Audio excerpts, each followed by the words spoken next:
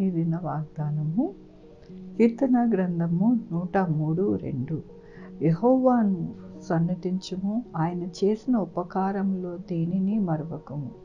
ఎంత గొప్ప వాగ్దానాన్ని దేవుడు మనకి వస్తున్నారండి ఈ దినమున. దేవుడు ఆరాధన దినముగా ఈ దినము మనము ఆరాధించడానికి, దేవుణ్ణి స్తుతించడానికి, ఆయన చేసిన ఉపకారములను మనము తలపోసుకుంటూ ఆయనని మనము మన హృదయపూర్వకంగా ఆరాధించడానికి ఈ దినమున సిద్ధపడుతూ ఉంటాము.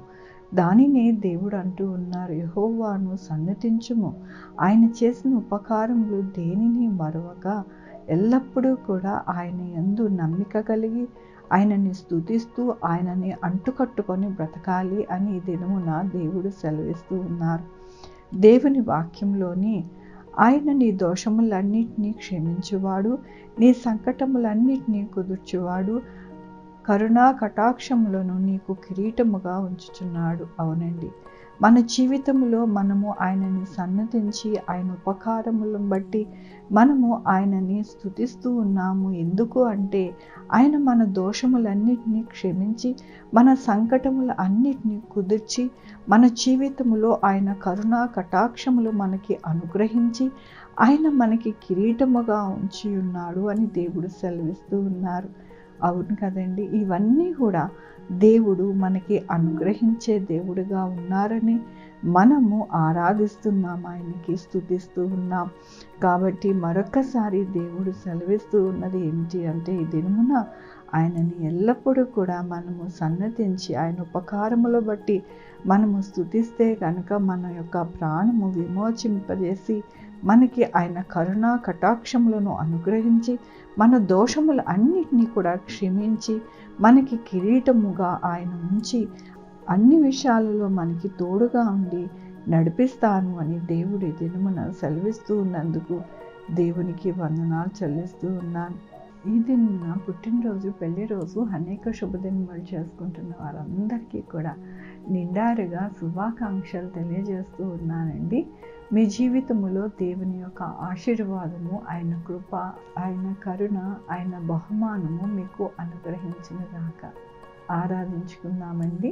యెహోవా దేవా, నా తండ్రి, నా ప్రభువా, మీ కృపా కనికరస్తాన్ని బట్టి మా జీవితాలలో కరుణా కటాక్షమును అనుగ్రహించి మాకు ఎల్లప్పుడూ తోడుగా ఉండి మాకు ఎంతగానో మీరు సహాయం చేసి మా యొక్క జీవితాలలో గొప్పగానైనా ఆశీర్వదించి నడిపిస్తానని దినమున మీరు ఇస్తున్న వాక్యమును, వాగ్దానమును బట్టి నీకు వందనాలు చెల్లిస్తూ ఉన్నా.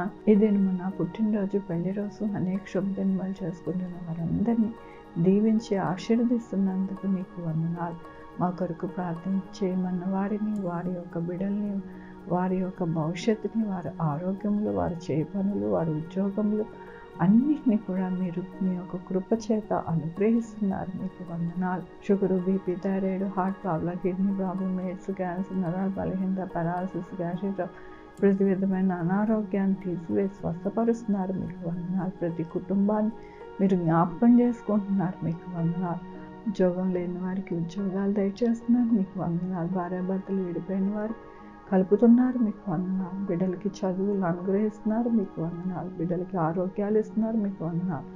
అన్ని విషయాలలో మీరే మీ యొక్క కృపను ప్రతి బిడ్డకి అనుగ్రహిస్తున్నందుకు మరొకసారి మీకు వందనాలు చెల్లించుకుంటూ నా ప్రభు, నా రక్షణ యేసుక్రీస్తు పరిశుద్ధ నామమున సమర్పించుకుంటున్నాను తండ్రి.